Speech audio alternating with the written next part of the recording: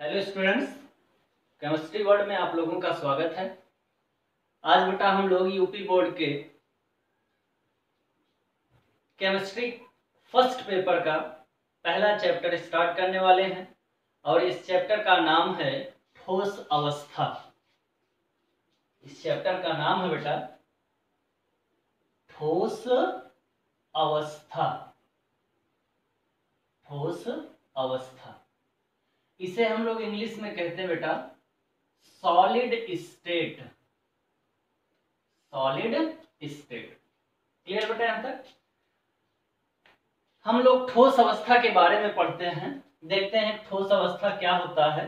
तो याद करिए अपने बचपन के वो दिन जब आप क्लास 11th में पढ़ रहे थे बेटा, उस समय आपको पढ़ाया गया था केमिस्ट्री फर्स्ट पेपर के पहले चैप्टर में द्रव्य। द्रव्य आपको बताया गया था, यानी द्रव्य को इंग्लिश में हम लोग कहते हैं बेटा मैटर। और द्रव्य आपको बताया गया था कि वह पदार्थ जो स्थान घेरता हो तथा जिसमें द्रव्यमान उपस्थित हो, उस पदार्थ को हम लोग क्या बोलते हैं? द्रव्य। जैसे बेटा इस बोर्ड पर हमने एक लाइन खींचा है और इस लाइन के ऊपर अगर हम इस मार्कर को रखते हैं तो ये लाइन आपको नहीं दिखेगी।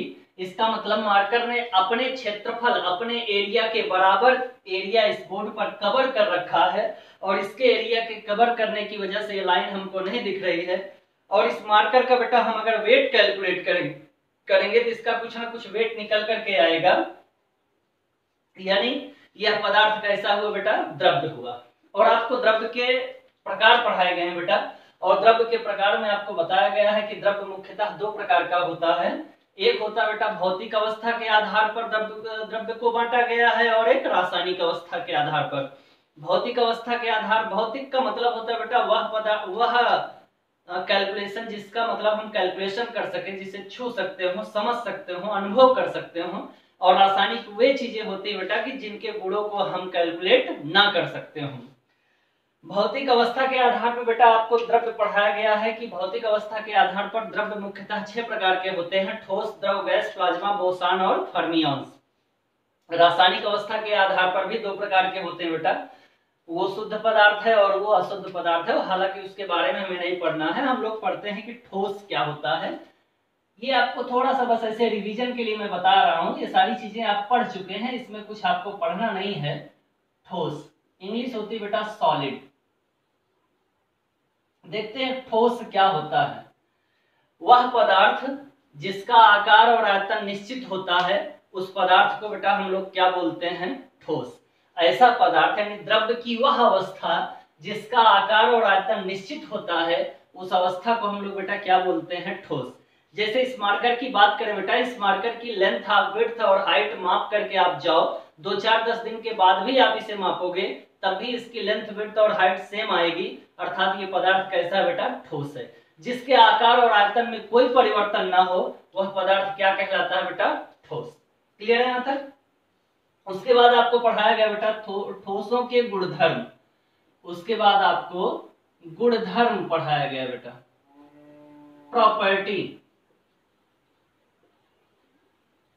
प्रॉपर्टी आपको बताई गई है और ठोसों के गुणधर्म यानी प्रॉपर्टी के बारे में आपको बताया गया बेटा कि ठोस कठोर होते हैं, उच्च गलनांक के होते हैं, उच्च घनत्व के होते हैं और इनका आकार और आयतन क्या होता है बेटा? निश्चित होता है। इसी में हमको ये पढ़ना है आगे चल करके कि ठोस के प्रकार कितने होते हैं, ठोस कितने प्रकार का होता है। अब हमें पढ़ना बेटा ठोस के प्रकार। अब हमारा सिलेबस बढ़ता है, अब तक जो चीजें हम लोगों ने पढ़ी वो पीछे पढ़ चुके हैं, इसलिए उसके बारे में बहुत ज्यादा हम लोग डिस्कशन नहीं करेंगे। आगे बढ़ते हैं बेटा, तो आता है ठोस के प्रकार। ठोस के प्रकार। ठोस के प्रकार की बात करें बेटा, इसे इंग्लिश में कहते हैं types of solid. Types of solid. ठोस के प्रकार की बात करें बेटा हम लोग, तो ठोस मुख्यतः 2 प्रकार के होते हैं। कितना बेटा? 2 प्रकार के। ठोस कितने प्रकार के होंगे बेटा? 2 प्रकार के। एक होता है क्रिस्टलीय ठोस, क्रिस्टलीय ठोस, और दूसरा होता है बेटा अक्रिस्टलीय ठोस। अक्रिस्टलीय, अक्रिस्टलीय ठोस। क्रिस्टलीय ठोस को बेटा हम लोग इंग्लिश में कहते हैं क्रिस्टलाइन सॉलिड, क्रिस्टलाइन सॉलिड। और अक्रिस्टलीय ठोस को हम लोग कहते हैं बेटा amorphous solid, amorphous solid. Clear बेटा? तो अब हम लोग जरा ये देखते हैं कि क्रिस्टलीय ठोस किसे कहते हैं और अक्रिस्टलीय ठोस किसे कहते हैं। हम कैसे पहचानेंगे कि कोई ठोस क्रिस्टलीय है या कैसे पहचानेंगे कि कोई ठोस अक्रिस्टलीय है। क्लियर बेटा? फिर से सुन लो। ठोस द्रव्य की वह अवस्था है जिसका आकार और आयतन निश्चित होता है, उसे हम ठोस कहते हैं बेटा। ठोस का घनत्व अधिक होता है, इनके गलनांक अधिक होते हैं, इनके क्वथनांक अधिक होते हैं। ठोस बेटा दृढ़ होते हैं, कठोर होते हैं, इनके आकार और आयतन में कोई परिवर्तन नहीं होता है।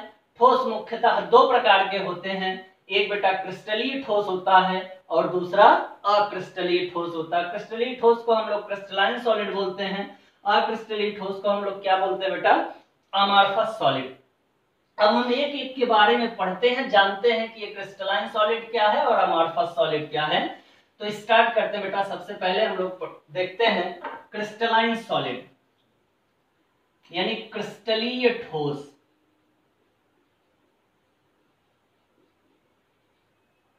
क्रिस्टलीय ठोस, क्रिस्टलीय ठोस इंग्लिश में कहते हैं बेटा क्रिस्टलाइन सॉलिड, क्रिस्टलाइन सॉलिड। देखते हैं कि क्रिस्टलाइन सॉलिड क्या होता है, हम इसके बारे में पढ़ते हैं। हम कैसे जानेंगे कि कोई चीज क्रिस्टलाइन सॉलिड है या कोई चीज अमॉर्फस सॉलिड है। चलिए बेटा इसके बारे में हम लोग थोड़ा देखते हैं। अपने पास बेटा कोई दो कण है, एक है कैपिटल ए और दूसरा कण है कैपिटल बी।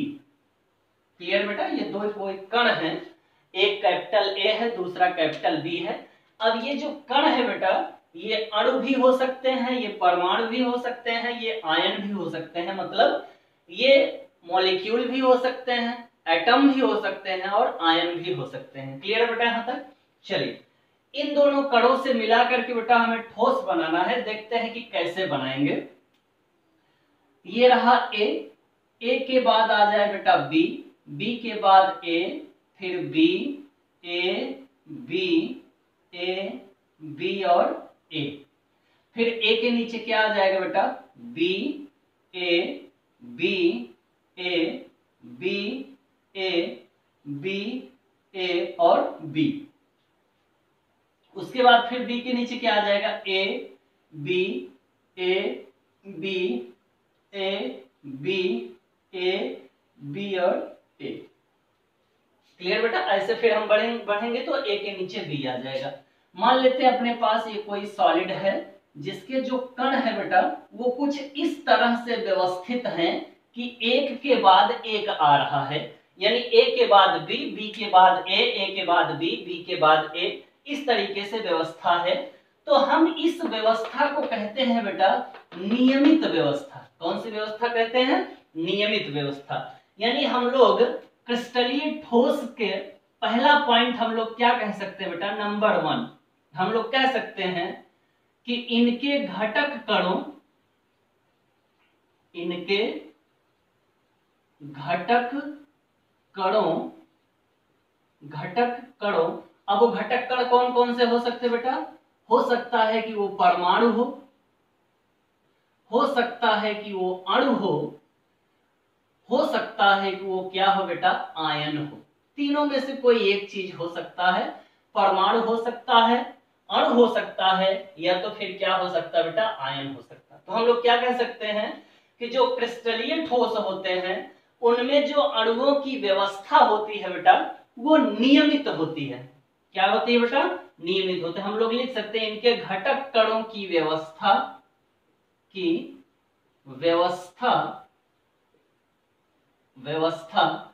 नियमित होती है। कैसी होती है बेटा? नियमित होती है। क्लियर है यहां तक? किसी को कोई दिक्कत? बोलो बेटा। चलिए आगे बढ़ते हैं। नंबर 2 देखते हैं। नंबर 2 क्या हो सकता है बेटा? और क्या हम डिफाइन कर सकते हैं?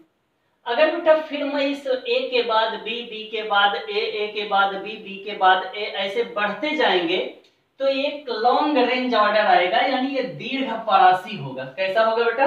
दीर्घ परासी, यानी इसके बाद भी और भी कण रखे जा सकते हैं, या हो सकता है कि इसके बाद और भी कण नियमित व्यवस्था में उपस्थित हों, तो ये लंबा रेंज ऑर्डर जाएगा। इसलिए हम कह सकते हैं कि ये दीर्घ परासी होते हैं, यानी कह सकते हैं बेटा क्रिस्टलीय ठोस,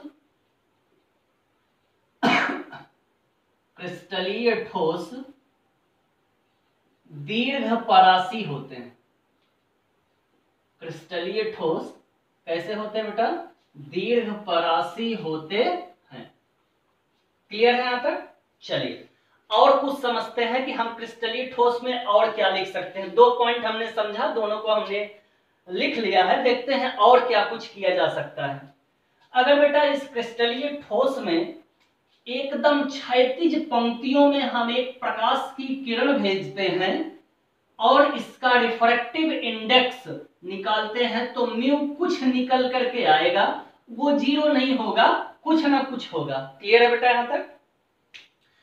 मेरा मन किया कि हम हॉरिजॉन्टल ना छोड़ करके थोड़ा वर्टिकल की तरफ बढ़ते हैं, या हम लोग थोड़ा तिरछा भेजते हैं। इस यहां से बेटा एक लाइट पास करते हैं हम लोग, यहां से अगर हम लाइट पास करेंगे तो ये लाइट बेटा कुछ ऐसे निकल के जाएगी। यहां भी रिफ्रैक्टिव इंडेक्स म्यू का कुछ ना कुछ मान निकल के आएगा, अपवर्तनांक कुछ ना कुछ जरूर आएगा।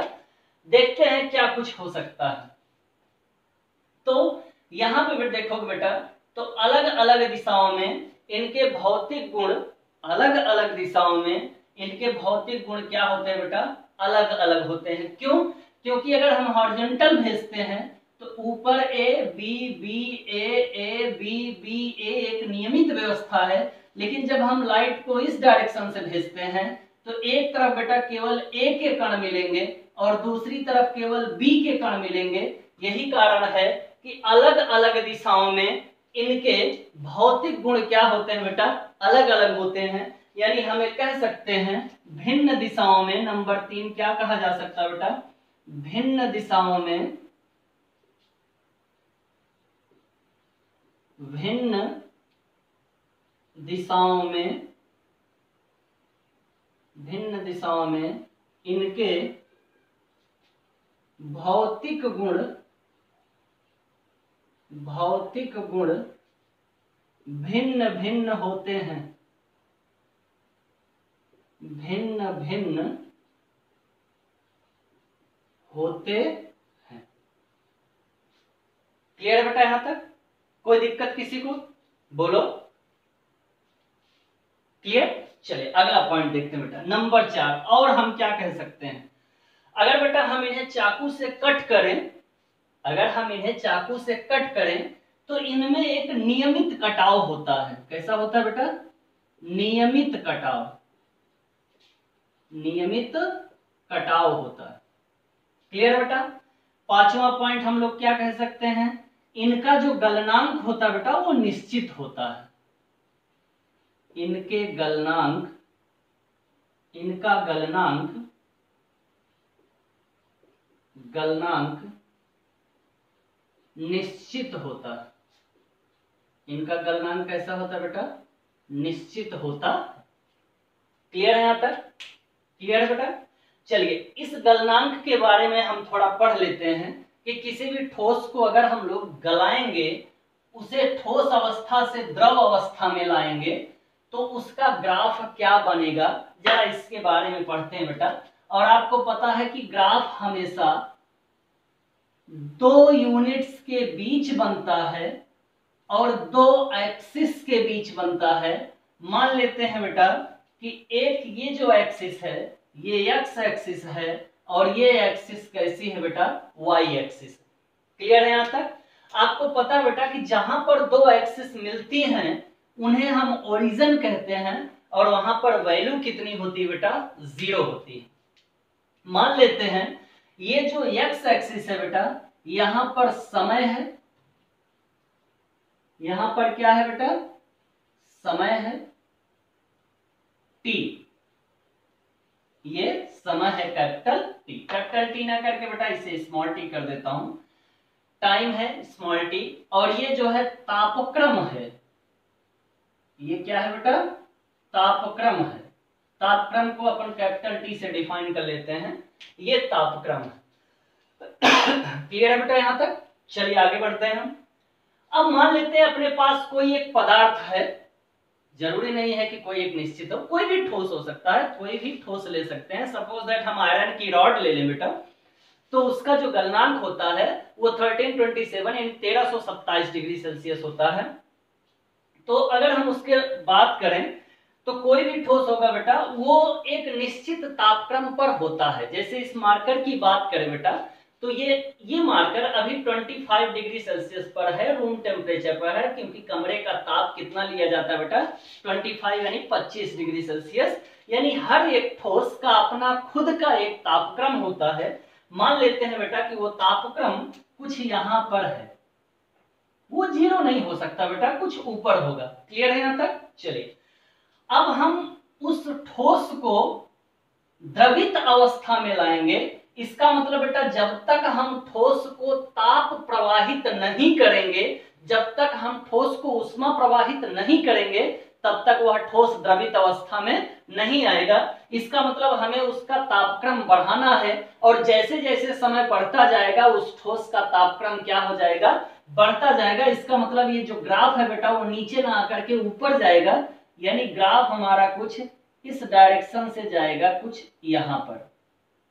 क्लियर है बेटा? ये ग्राफ किसी पॉइंट ए से शुरू हुआ और ये ग्राफ कहां जाकर के रुक गया बेटा, पॉइंट बी पर। किसी को कोई समस्या तो नहीं है? अब आप कहोगे कि ये ग्राफ यहाँ पे क्यों रुक गया, तो कारण क्या है बेटा, कारण यह है कि जो क्रिस्टलीय ठोस होते हैं उनका गलनांक, यानी बेटा वो पूर्णतः तब तक नहीं द्रवित होते हैं जब तक उस ठोस में उपस्थित समस्त कणों का तापक्रम समान ना हो जाए। बात समझ में आया? जैसे मान लो ये ठोस है, इसमें जो इधर के कण है इनका तापक्रम 20 डिग्री सेल्सियस है, इधर के कण का तापक्रम बेटा 10 डिग्री सेल्सियस है। जब तक समस्त कणों का तापक्रम 20 डिग्री सेल्सियस नहीं हो जाएगा तब तक ये ठोस अवस्था से द्रव अवस्था में नहीं जाएगा। इसलिए हम लोगों ने यहाँ पे लिखा है कि इनका गलनांक क्या होता है बेटा, निश्चित होता है। क्लियर है यहाँ तक? तो ये ग्राफ एक मैक्सिमम पॉइंट पर जाकर के बेटा रुक जाएगा और वहां से ये ग्राफ एकदम कांस्टेंट हो जाएगा। आप कहोगे सर ये कांस्टेंट करने का रीजन क्या है, तो कांस्टेंट करने का रीजन ये है बेटा, एक समय तक तो तापक्रम बढ़ेगा, फिर वो तापक्रम कांस्टेंट इसलिए हो जाएगा, नियत इसलिए हो जाएगा क्योंकि सभी कणों का तापक्रम कितना होना है, बराबर होना है। और जब तक सभी कणों का तापक्रम बराबर नहीं होगा तब तक ठोस अवस्था द्रव अवस्था में परिवर्तित नहीं होगी। क्लियर है बेटा यहां तक? चलिए जब सभी कणों का तापक्रम समान हो जाएगा तब फिर हम उससे ताप बढ़ाएंगे तो वह पदार्थ ठोस अवस्था से किस अवस्था में बदलने लगेगा बेटा, द्रव अवस्था में।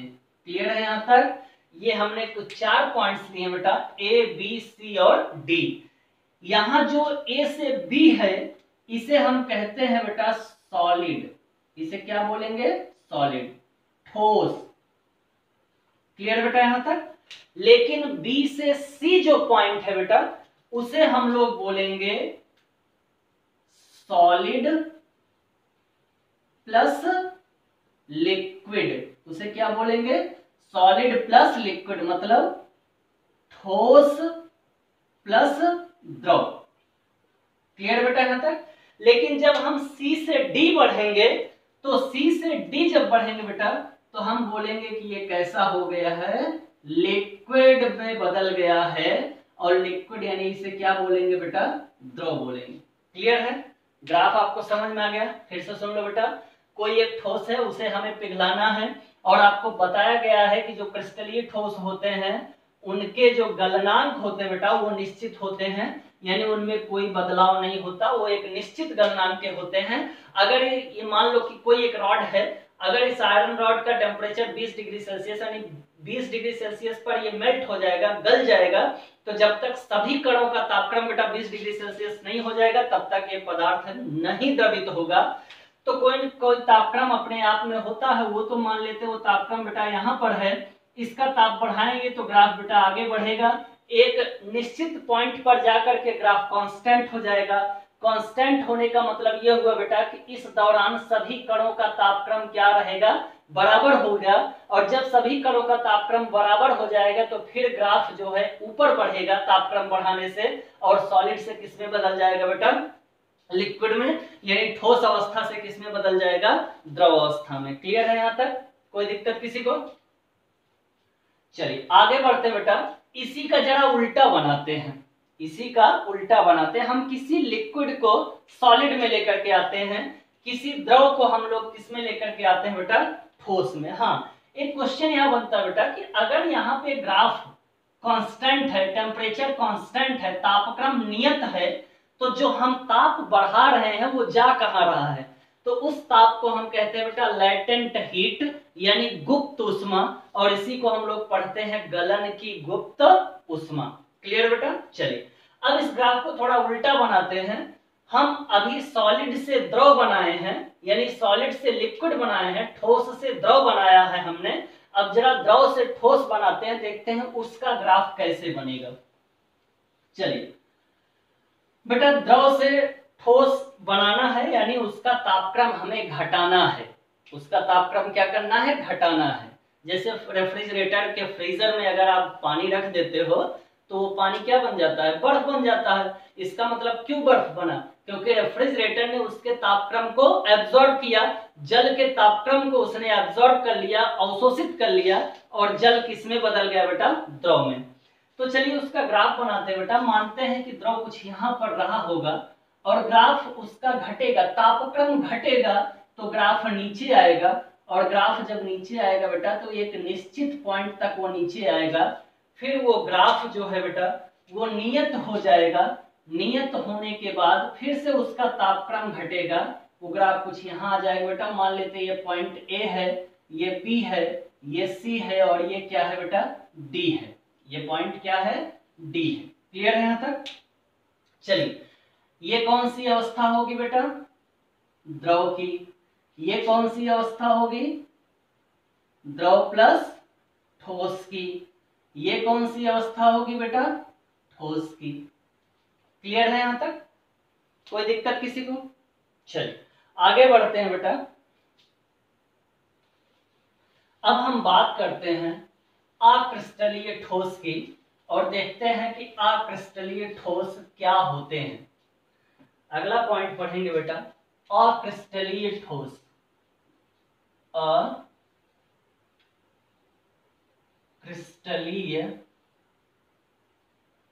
अक्रिस्टलीय ठोस, इसे बोलते हैं बेटा amorphous solid. Amorphous solid, amorphous solid. अब हम लोग पढ़ते हैं बेटा कि अमॉर्फस सॉलिड होते क्या हैं, अक्रिस्टलीय ठोस क्या होते हैं। सेम टू सेम चलेंगे, जो चीजें हमने वहां की हैं वही कुछ चीजें यहाँ करके देखते हैं क्या बदलाव इनमें हो सकता है। इन सारी चीजों के बारे में पढ़ते हैं। ये कोई कण है बेटा ए, और ये कोई कण है बी। अब हमें इन ए और बी से मिला करके एक ठोस बनाना है। मानते बेटा कि पहला जो कण है वो ए, उसके बाद आएगा बेटा बी, फिर A B B B A B B B A B और बी। फिर ऐसे बढ़ते जाएंगे तो यहाँ पे बेटा आ जाएगा ए बी बी बी ए और ए। तो हम इसमें देखें बेटा कि कोई भी इसमें नियमितता नहीं पाई जा रही है, मतलब कुछ भी चल रहा है इसमें। ए के बाद मन किया बी आया, बी के बाद हमको पता नहीं कौन आएगा, हो सकता है ए भी आ जाए या बी आ जाए। फिलहाल यहाँ पे ए आया, फिर बी बी ए, इसमें कोई भी नियमितता पाई नहीं जा रही है। यानी हम एक कह सकते हैं कि जो अक्रिस्टलीय ठोस होते हैं बेटा, इनके घटक कणों में कोई भी नियमितता नहीं, यानी ये अनियमित होते हैं। यानी हम लिख सकते हैं इनके घटक कणों में अनियमितता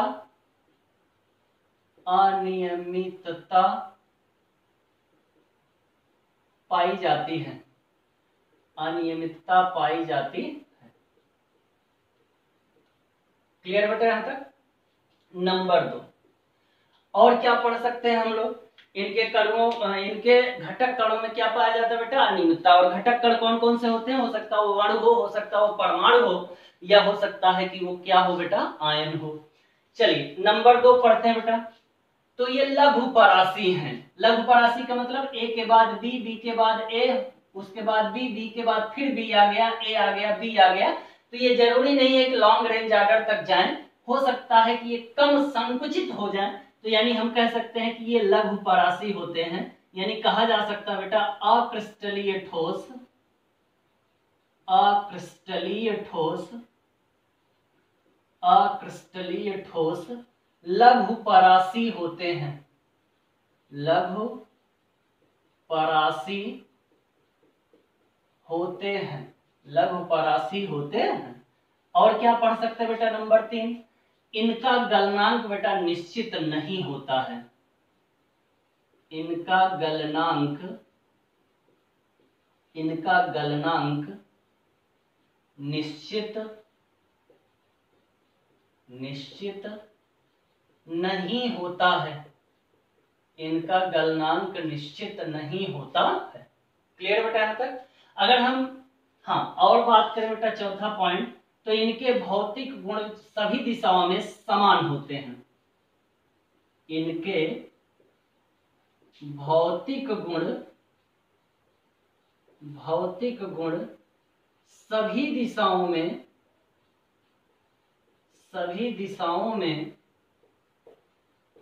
समान होते हैं,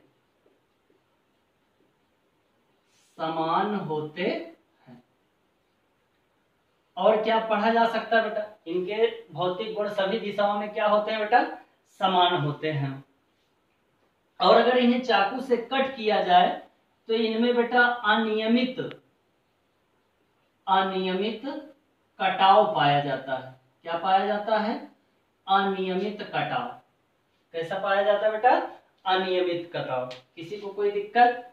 और हम क्रिस्टलीय ठोस को क्या कहते हैं बेटा? अतिशीतित द्रव,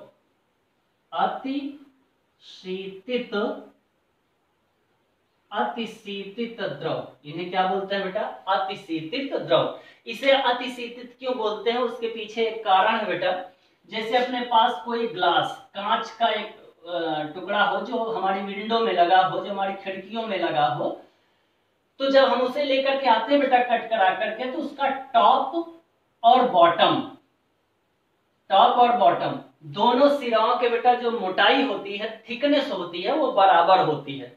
लेकिन जब हमारी खिड़कियों में कांच को लगा दिया जाता है तो कुछ समय के पश्चात हम देखेंगे बेटा कि कांच के ऊपर का हिस्सा पतला हो जाएगा और नीचे का हिस्सा क्या हो जाता है? मोटा हो जाता है। इसका कारण यह है बेटा कि इसके अंदर जो कण होते हैं वो ग्रेविटी की कारण नीचे की दिशा में मूव करते हैं और नीचे की दिशा में गति करके बेटा आके बॉटम पर इकट्ठा हो जाते हैं। यही कारण है कि कांच जो होता है बॉटम साइड में यानी निचले हिस्से में मोटा हो जाता है और ऊपरी हिस्से में क्या हो जाता है बेटा? पतला हो जाता है। यही कारण है कि हम इन्हें क्या बोलते हैं? सुपरकूल्ड लिक्विड यानी अतिशीतित द्रव।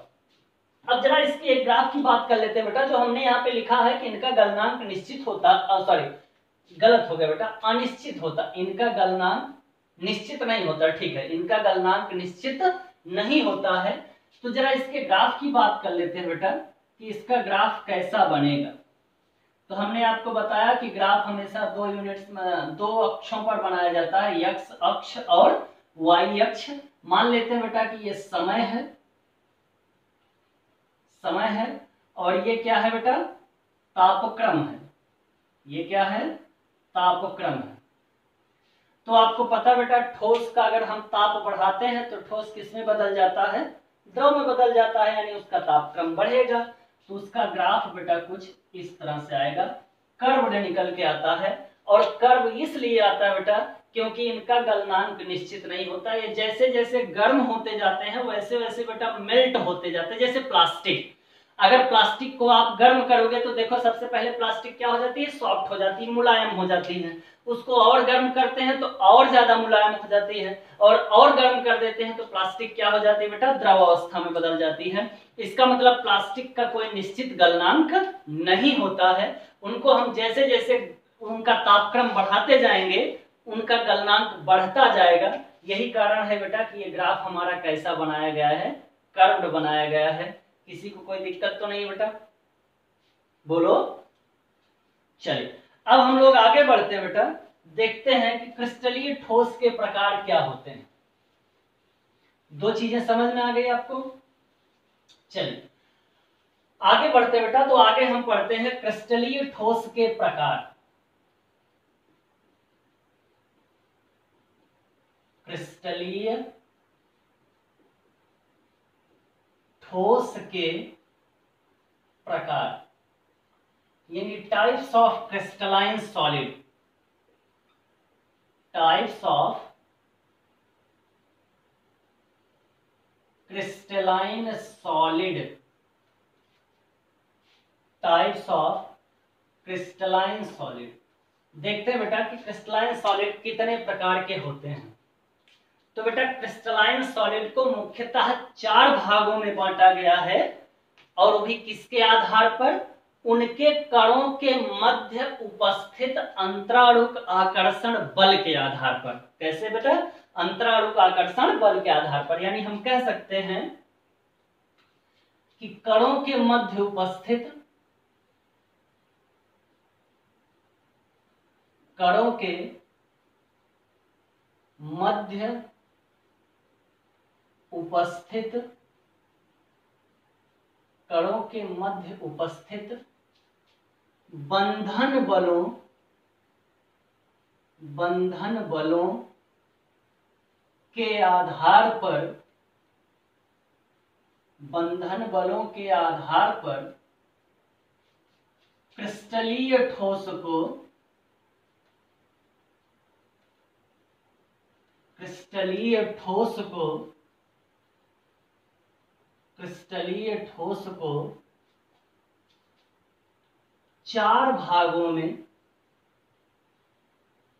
4 भागों में बांटा गया है,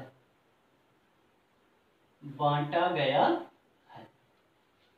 और वो कौन कौन से हैं बेटा। नंबर 1 आयनिक ठोस, आयनिक ठोस, इसे इंग्लिश में कहते हैं बेटा आयनिक सॉलिड, आयनिक सॉलिड। नंबर 2 आणविक ठोस, आणविक ठोस, इसे कहते हैं बेटा मॉलिक्यूलर, मॉलिक्यूलर सॉलिड। नंबर 3 सहसंयोजक ठोस, सह संयोजक अथवा नेटवर्क ठोस, नेटवर्क ठोस, इसे कहते हैं बेटा कोवैलेंट और नेटवर्क सॉलिड, कोवैलेंट और नेटवर्क सॉलिड। चौथा क्या है बेटा, धात्विक ठोस, धात्विक ठोस, इसे हम कहते हैं मेटालिक सॉलिड, मेटालिक सॉलिड। तो बेटा ठोसों के मध्य उपस्थित बंधन बलों यानी अंतराणुक आकर्षण बलों के आधार पर ठोस को मुख्यतः 4 भागों में बांटा गया है। एक है बेटा आयनिक ठोस, आणविक ठोस, सहसंयोजक ठोस और धात्विक ठोस। क्लियर बेटा, यहां तक कोई दिक्कत किसी को। आगे की क्लास बेटा हम लोग कल स्टार्ट करेंगे और कल हम इनके बारे में पढ़ेंगे कि आयनिक ठोस क्या होता है, आणविक ठोस क्या होता है, सहसंयोजक अथवा नेटवर्क ठोस क्या होता है और धात्विक ठोस क्या होता है। इसके बाद हम लोग स्टार्ट करेंगे बेटा ब्रैग्स इक्वेशन और सारी चीजों को पढ़ते हैं। तो नेक्स्ट क्लास बेटा कल से स्टार्ट करेंगे। आज के लिए बस इतना ही।